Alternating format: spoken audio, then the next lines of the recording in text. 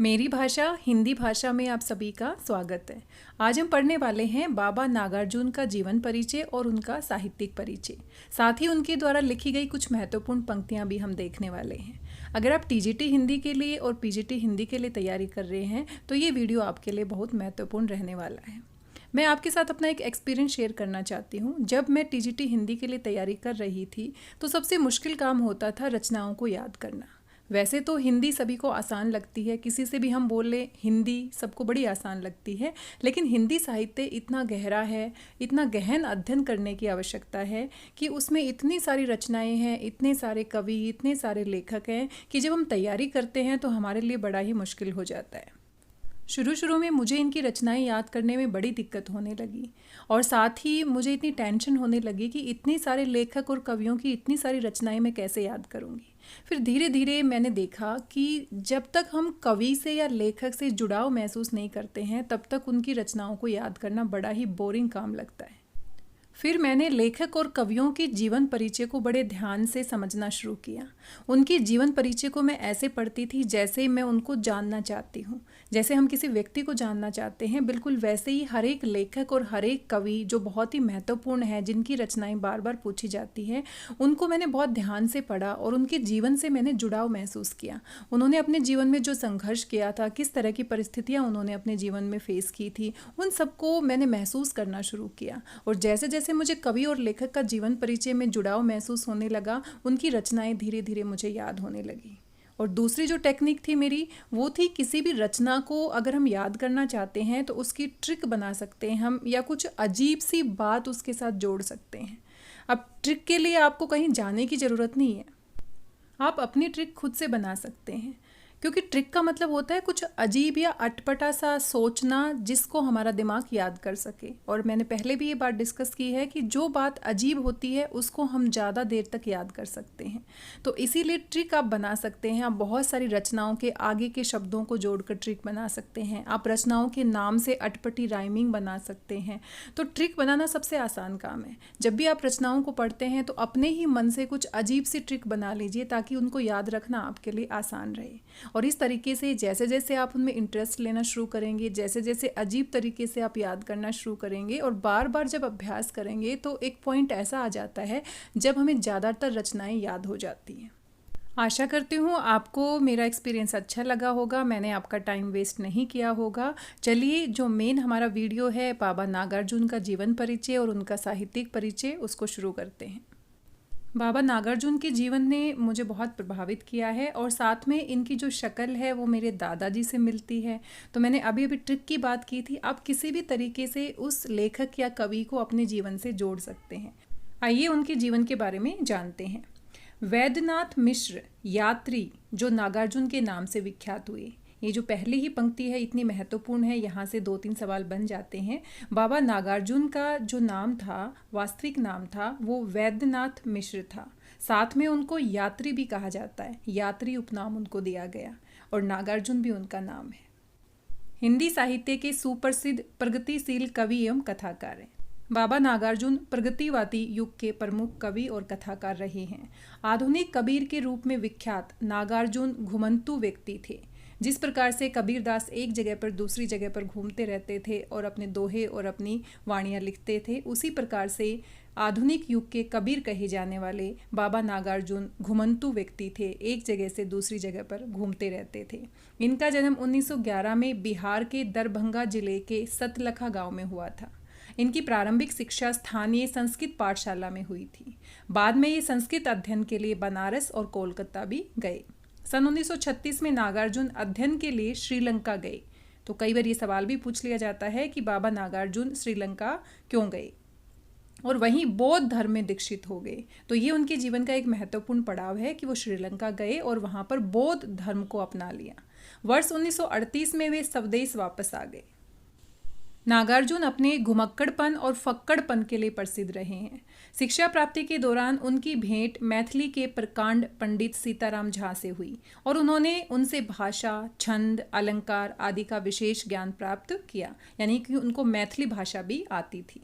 बनारस में रहते हुए नागार्जुन संस्कृत के साथ साथ मैथिली में भी साहित्य रचना करने लगे। यानी उन्होंने मैथिली भाषा में भी अपना साहित्य लिखा था। 20 वर्ष की अवस्था में नागार्जुन का विवाह हुआ, लेकिन अध्ययन, घुमक्कड़ी और राजनीति में रुचि होने के कारण ये परिवार की देखरेख नहीं कर सके। उनके जीवन का यही नकारात्मक पहलू हम कह सकते हैं कि वो घूमते थे, एक जगह से दूसरी जगह पर जाते थे। इस कारण से ये अपने परिवार का, अपने बच्चों का इतना ध्यान नहीं रख पाए, पारिवारिक जिम्मेदारियों को इतने अच्छे से नहीं निभा पाए। अपनी घुमक्कड़ प्रवृत्ति के कारण वो अपने घर से महीनों महीनों दूर रहते थे। उनके जो बच्चे थे उनका बचपन भी वो अच्छे से नहीं देख पाए थे, और इसी कारण उनकी कविता यह दंतुरित मुस्कान, जो 10वीं कक्षा की NCERT की पाठ्यपुस्तक में हम पढ़ते हैं, वो उनके जीवन से प्रभावित है। नागार्जुन के 4 पुत्र और 2 पुत्रियां थीं। मैथिली समाज में उन्हें समुचित आदर नहीं मिला, क्योंकि एक तो वे समुद्र पार की यात्रा कर आए थे, दूसरे संन्यास भ्रष्ट थे। यानी कि समाज में उनको इतना उचित आदर नहीं मिला, क्योंकि माना जाता था कि जो व्यक्ति अपनी पारिवारिक जिम्मेदारियों को नहीं निभाता है उनको अच्छी दृष्टि से नहीं देखा जाता। श्रीलंका गए थे, दूसरे देश गए थे और वहाँ से बौद्ध धर्म को उन्होंने अपना लिया था। दूसरे सन्यास भ्रष्ट थे, सन्यासी प्रवृत्ति के थे, एक जगह से दूसरी जगह पर सन्यासी की तरह घूमते रहते थे। और तीसरे बौद्ध होने के कारण उनकी खान पान की पवित्रता नष्ट हो गई थी। खाने पीने का उनका कोई ठिकाना नहीं था, कभी एक जगह पर रहते थे, कभी किसी के घर पर खा लेते थे, कभी किसी के घर पर खा लेते थे। वर्ष 1941 में नागार्जुन पुनः घर लौटे। लगभग 5 दशक तक इन्होंने अनेक हिंदी साहित्य को समृद्ध करने के बाद 5 नवंबर 1998 को नागार्जुन का देहांत हुआ। तो ये उनका जीवन परिचय है। आप देख सकते हैं कितने उतार चढ़ाव से भरा हुआ उनका जीवन है। और जब हम जीवन परिचय पढ़ते हैं तो हमें उनको एक व्यक्तित्व की तरह स्वीकार करना चाहिए। जब उनका एक व्यक्तित्व हमारे दिमाग में एक छवि बन जाती है तो उनकी रचनाओं को याद करना और हिंदी साहित्य से जुड़ाव महसूस करना और उसमें रुचि महसूस करना, ये बातें तभी हो पाती हैं। जब तक हम ये सोचते रहते हैं कि परीक्षा में आएंगे इसलिए हम याद करते हैं, हाँ परीक्षा में आएंगे इसलिए हमें याद करना है, वो हमारा मेन टारगेट है, लेकिन उसको इंटरेस्टिंग बनाना और उसको अच्छे तरीके से खुश होकर याद करना वो दूसरी बात है। जितना हम किसी भी साहित्य को खुश होकर पढ़ेंगे, रुचि लेके पढ़ेंगे, उतना ही हम उसको आत्मसात कर पाएंगे और परीक्षा में बड़ी आसानी से उनकी रचनाओं की पहचान कर पाएंगे। जीवन परिचय के बाद आइए उनका साहित्यिक परिचय देखते हैं, उनकी साहित्यिक रचनाओं के बारे में जानते हैं। नागार्जुन ने वर्ष 1935 में हिंदी मासिक दीपक में काम किया तथा वर्ष 1942-43 में विसुबंधु साप्ताहिक का संपादन किया। ये अपनी मातृभाषा मैथिली में यात्री उपनाम से रचना करते थे, यानी कि बाबा नागार्जुन को यात्री उपनाम से भी जाना जाता था। इनके कविता संग्रह चित्रा में मैथिली में नवीन भावबोध का प्रारंभ माना जाता है। चित्रा जो उनकी रचना है वो मैथिली भाषा में लिखी गई है। संस्कृत में चाणक्य उपनाम से इन्होंने अनेक कविताएं लिखी। मैथिली में वे यात्री उपनाम से लिखते थे और संस्कृत में वे चाणक्य उपनाम से लिखते थे। तो यहाँ पर 2 हमारे महत्वपूर्ण पर्सन बन जाते हैं। वर्ष 1930 से विधिवत लेखन करते हुए नागार्जुन ने हिंदी को महत्वपूर्ण रचनाएं दी। उनकी जो महत्वपूर्ण रचनाएं हैं बार बार परीक्षाओं में पूछी जाती है और नागार्जुन का जीवन भी अपने आप में बहुत ही खास है, बहुत ही महत्वपूर्ण परीक्षा की दृष्टि से कवि हैं। सतरंगे पंखों वाली, प्यासी पथराई आंखें, युग धारा जो बहुत ही महत्वपूर्ण रचना है उनकी, तालाब की मछलियाँ, हजार हजार बाहों वाली, तुमने कहा था, उसने कहा था, ये दूसरी रचना है और ये उनकी यहाँ पर दूसरी रचना है, तुमने कहा था। पुरानी जूतियों का कोरस बहुत ही महत्वपूर्ण रचना है उनकी, आखिर ऐसा क्या कह दिया मैंने, रत्न गर्भा, ऐसे भी हम क्या ऐसे भी तुम क्या, पका है कटहल, मैं मिलिट्री का बूढ़ा घोड़ा तथा भस्मांकुर। नागार्जुन के उपन्यासों में बलचनमा, रतिनाथ की चाची, कुंभी पाक, उग्र तारा, जमनिया का बाबा तथा उग्र तारा प्रमुख है। नागार्जुन का संपूर्ण साहित्य 7 खंडों में प्रकाशित हो चुका है। सन 1956 में प्रकाशित युग धारा में कवि ने अपना परिचय निम्न शब्दों में दिया है। युग धारा उनकी बहुत ही प्रसिद्ध रचना है। पैदा हुआ था मैं दीनहीन, अपठित किसी कृषक कुल में, आ रहा हूँ पीता अभाव का आसव ठेठ बचपन से। तो अपने जीवन के बारे में, अपने व्यक्तिगत जीवन के बारे में इन पंक्तियों में उन्होंने कितने सुंदर शब्दों में अपना बयान किया है।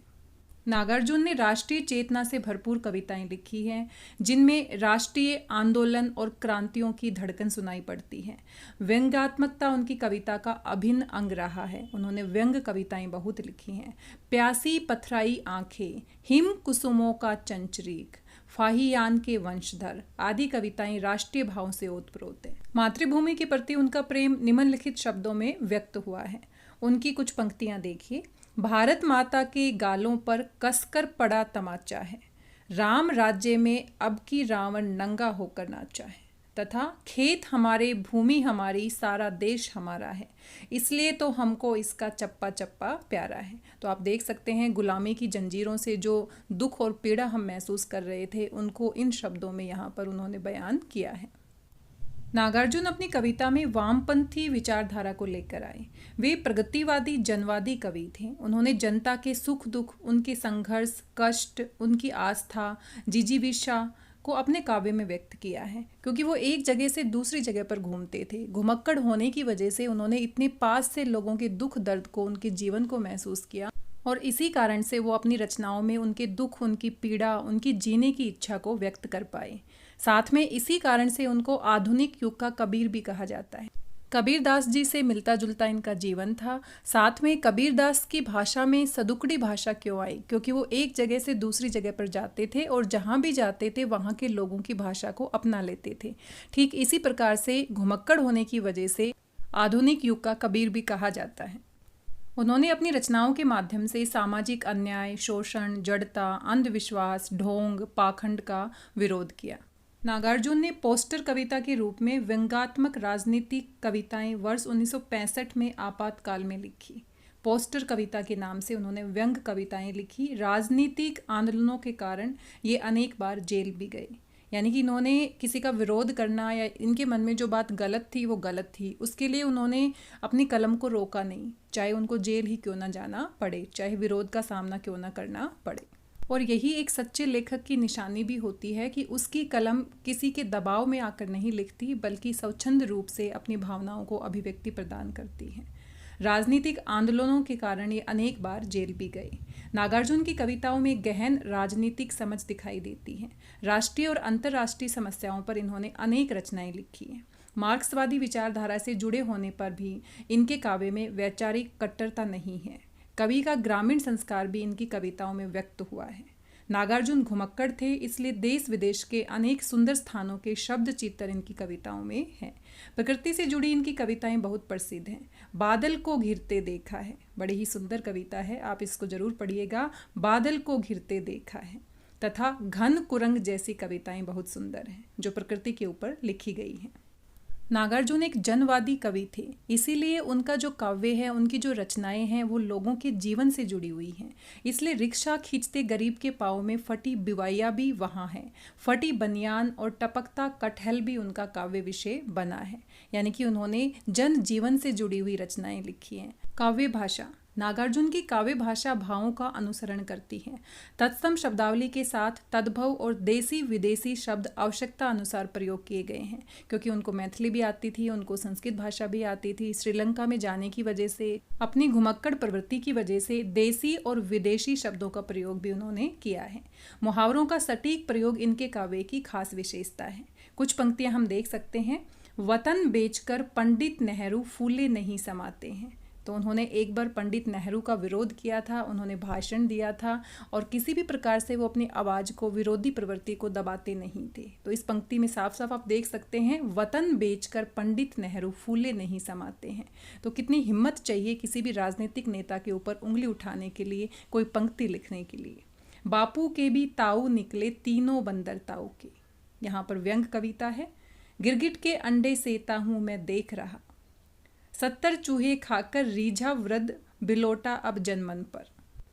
इन पंक्तियों से हम उनकी भाषा पर पकड़ को देख सकते हैं, कितना सटीक मुहावरों का प्रयोग यहाँ पर उन्होंने किया है। नागार्जुन की कविता बिंबात्मक है। हिरण की तरह उछलते कूदते बादल का बिंब देखिए, बिंब चित्र उन्होंने प्रस्तुत किया है। नभ में चौकड़ियाँ भरे भले, शिशु घन कुरंग, खिलवाड़ देर तक करें भले, शिशु घन कुरंग। तो ये उनकी कविता घन कुरंग की पंक्तियां हैं। नागार्जुन ने मधुर गीत भी लिखे हैं और मुक्त छंद में काव्य रचना भी की है। इन्होंने प्रणय, प्रकृति, राजनीति और देश प्रेम पर भी कविताएं लिखी है। यानी कि जीवन के हर एक पहलू को उन्होंने छुआ है। इनकी कविताओं का स्वर मानवतावादी है। प्रसिद्ध आलोचक रामविलास शर्मा के शब्दों में इनकी कविताएं दिल पर चोट करने वाली है, कर्तव्य की याद दिलाने वाली है और राह दिखाने वाली भी है। रामविलास शर्मा जी ने, जो एक बहुत बड़े प्रसिद्ध आलोचक रहे हैं, उन्होंने इनकी कविताओं के बारे में ये पंक्ति लिखी। नागार्जुन मित्रों के लिए नागा बाबा थे। उनके जो मित्र थे वो उनको नागा बाबा कहकर बुलाते थे, इसीलिए हम उनको बाबा नागार्जुन भी कहते हैं। समाज, राजनीति, धर्म और साहित्य में एक साथ संघर्ष करने वाला हिंदी का ये कवि अद्भुत था, क्योंकि कवि के विवेक पर ये किसी तरह का बंधन स्वीकार नहीं करता था। नागार्जुन मानते थे कि पार्टी देश और समाज से बड़ी नहीं होती है, इसलिए वामपंथियों ने इन्हें अंततः ठुकरा दिया। बहुत ज़्यादा राजनीतिक दलों का विरोध करने की वजह से इनको सम्मान नहीं मिल पाया। वर्ष 1962 में इन्होंने चीन विरोधी कविताएं लिखी और वर्ष 1965 में आपातकाल विरोधी कविताएं भी लिखी। इन्होंने जयप्रकाश आंदोलन का भी खुलकर साथ दिया था। एक तरफ क्रांतिकारी और विरोधी प्रवृत्ति की कविताएं लिखते थे और दूसरी तरफ नागार्जुन कोमल भावनाओं के कवि भी थे। जब सन्यासी जीवन काटकर बरसों बाद गृहस्थ बने, पत्नी की उम्र ढल चुकी थी, उसकी पीड़ा पर कविता लिखी। प्रत्यावर्तन अर्थात लौटना, कि इतने सालों के बाद अपनी पारिवारिक जिम्मेदारियों को नहीं निभाने का जो दुख था उन्हें, वो अंदर ही अंदर खलता था। अपनी पत्नी की दशा को समझते थे, साथ में उसकी पीड़ा को महसूस करते थे। और यहाँ पर दो पंक्तियाँ देखिए, उनकी पत्नी की दशा पर लिखी गई हैं ये। हृदय में पीड़ा दरगों में लिए पानी, देखते पथ काट दी सारी जवानी। चाहे वो जीवन भर घूमते रहे, अपने परिवार से दूर रहे, लेकिन अंतिम समय में जब सन्यासी जीवन काटकर बरसों बाद गृहस्थ बने तो उन्होंने अपनी जिम्मेदारियां निभाने की पूरी कोशिश की। नागार्जुन के जीवन के बारे में जानकर एक अमिट छाप उनके व्यक्तित्व की हमारे मन पर बन जाती है। आशा करती हूँ आपको भी उनका व्यक्तित्व बहुत पसंद आया होगा। आइए उनके द्वारा रचित कुछ महत्वपूर्ण पंक्तियां देखते हैं। ये पंक्तियां उनकी कविता यह दंतुरित मुस्कान से ली गई हैं। तुम्हारी ये दंतुरित मुस्कान मृतक में भी डाल देगी जान, धूली धूसर तुम्हारे ये गात, छोड़कर तालाब मेरी झोपड़ी में खिल रहे जलजात, परस पाकर तुम्हारा ही प्राण, पिघलकर जल बन गया होगा कठिन पाषाण, छू गया तुमसे कि झरने लग गए शेफालिका के फूल, बांस था कि बबूल। उनकी कविता फसल की कुछ पंक्तियां देखिए। एक के नहीं, दो के नहीं, ढेर सारी नदियों के पानी का जादू, एक के नहीं, दो के नहीं, लाख लाख कोटि कोटि हाथों के स्पर्श की गरिमा, एक के नहीं, दो के नहीं, हजार हजार खेतों की मिट्टी का गुणधर्म। फसल क्या है? और तो कुछ नहीं है वह, नदियों के पानी का जादू है वह, हाथों के स्पर्श की महिमा है, भूरी काली संदली मिट्टी का गुण धर्म है, रूपांतर है सूरज की किरणों का। तो भाषा की सुंदरता आप देख सकते हैं, कितने सुंदर शब्दों में उन्होंने यहाँ पर वर्णन किया है। ये नागार्जुन की बहुत ही महत्वपूर्ण रचनाएं हैं जो बार बार परीक्षाओं में पूछी जाती हैं। प्यासी पथराई आंखें, युगधारा, वेरी वेरी इंपॉर्टेंट, भस्मांकुर, सतरंगे पंखों वाली, ऐसे भी हम क्या, ऐसे भी तुम क्या, खिचड़ी विप्लव देखा हमने, वेरी वेरी इंपॉर्टेंट, हजार हजार बाहों वाली, पुरानी जूतियों का कोरस, रत्न गर्भा, हरिजन गाथा। नागार्जुन की कुछ पंक्तियां देख सकते हैं। व्यंग कविता है। बरसाकर बेबस बच्चों पर मिनट मिनट में 5 तमाचे, दुखरन मास्टर गढ़ते रहते किसी तरह आदम के साचे। तो शिक्षा व्यवस्था पर यहाँ पर व्यंग किया गया है। आज हमने नागार्जुन के जीवन परिचय और साहित्यिक परिचय के बारे में जाना। आइए देखते हैं उनके जीवन से जुड़ी, उनके साहित्य से जुड़ी महत्वपूर्ण कुछ बातें। जल्दी से अभ्यास कर लेते हैं। उनका जीवन काल हम पढ़ चुके हैं। उनकी रचनाओं की बात करते हैं। युगधारा 1956 में प्रकाशित, बहुत ही महत्वपूर्ण रचना है। सतरंगे पंखों वाली 1959 में प्रकाशित। प्यासी पथराई आंखें 1962 में प्रकाशित। भस्मांकुर तुमने कहा था। प्रसिद्ध कविताएं देख सकते हैं। प्रेत का बयान, काली माई, अकाल और उसके बाद, वेरी वेरी इंपॉर्टेंट, आओ रानी हम ढोएं पालकी, व्यंग कविता है। भारत की आज़ादी से पहले लंदन की महारानी जब भारत आने वाली थी, पूरा भारत उनके स्वागत में जुट गया था और हम गुलाम थे, उन्हीं की वजह से गुलाम थे। तो बाबा नागार्जुन अपने आप को रोक नहीं पाए और उन्होंने व्यंग कविता लिखी, आओ रानी हम ढोएं पालकी। बड़ी अच्छी कविता है, आप जरूर पढ़िएगा। वे और तुम, पाषाणी, सिंदूर तिलांकित झील, रविंद्र के प्रति। उनके प्रमुख उपन्यास हैं रतिनाथ की चाची, बलचनामा, वरुण के बेटे, दुख मोचन, कुंभी पाक और अनुवाद भी उन्होंने किए हैं मेघदूत, गीत गोविंद, विद्यापति पदावली, जिनका संस्कृत से उन्होंने हिंदी में अनुवाद किया। इनके बारे में कुछ विशेष बातें। इनका नाम वैद्यनाथ मिश्र था। मैथिली में वो यात्री नाम से लिखते थे और साथ में हिंदी में उन्हें बाबा नागार्जुन के नाम से जाना जाता था। दीपक पत्रिका के संपादक रहे हैं। बौद्ध धर्म में दीक्षा लेकर नागार्जुन नाम ग्रहण किया, यानी नागार्जुन नाम उनको कहाँ दिया? बौद्ध धर्म की दीक्षा लेते समय श्रीलंका में। प्रगतिवादी काव्य के सशक्त हस्ताक्षर हैं। अन्याय, शोषण, अत्याचार के विरोधी, मजदूरों के हिमायती, व्यंग परक रचनाओं के कुशल शिल्पी। तो आज हमने बाबा नागार्जुन के जीवन से संबंधित महत्वपूर्ण बातें जानी। आशा करती हूँ आपको वीडियो अच्छा लगा होगा। वीडियो कैसा लगा फीडबैक ज़रूर दीजिएगा। मिलते हैं अगले वीडियो में एक नए टॉपिक के साथ। तब तक अपनी तैयारी करते रहिए। कोशिश करने वालों की कभी हार नहीं होती। स्वस्थ रहिए, व्यस्त रहिए, मस्त रहिए, पढ़ते रहिए। धन्यवाद सभी का, बहुत बहुत धन्यवाद।